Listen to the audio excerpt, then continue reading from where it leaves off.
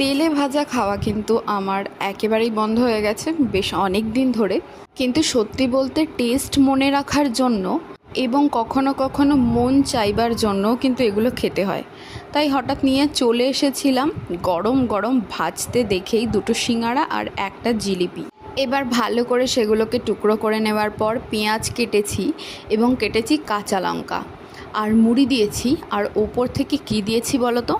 দিয়েছিলাম মাংসের ঝোল।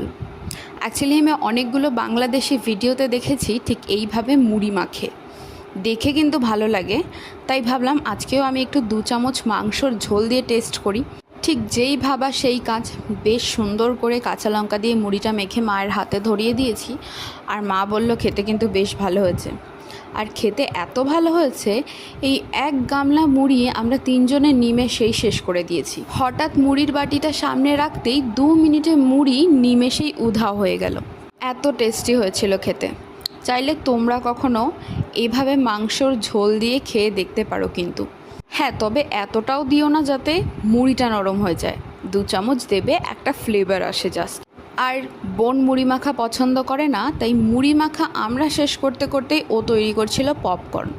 যে পপকর্নটা হতে মাত্র 5 মিনিট সময় লাগে, ঠিক এরকমভাবে সিজনিং অয়েলের সাথেই থাকে, যেটাকে জাস্ট ঢেলে দিলে কড়াইতে হিট প্রসেসে বসিয়ে দিলে 5 মিনিটের মধ্যে হয়ে যায়। এটা তোমরা সবাই জানো, এটা নতুনভাবে বলার কিছুই নেই। আর খেতে কিন্তু দুর্দান্ত টেস্ট হয়, কারণ এর ভেতরে বাটার দেওয়া থাকে, অনেক রকম সিজনিং দেওয়া থাকে, তাই খেতে খুব ভালো লাগে। তো বোন নিয়ে চলে এসেছে। আর এটাও গরম গরম খেতে ভীষণ ভালো লাগছিল। বিকেলবেলা এরকম স্ন্যাক্স হলে তো কোনো কথাই নেই। আর এটাও আমরা নিমেষের মধ্যেই সাফা চাট করে দিয়েছিলাম।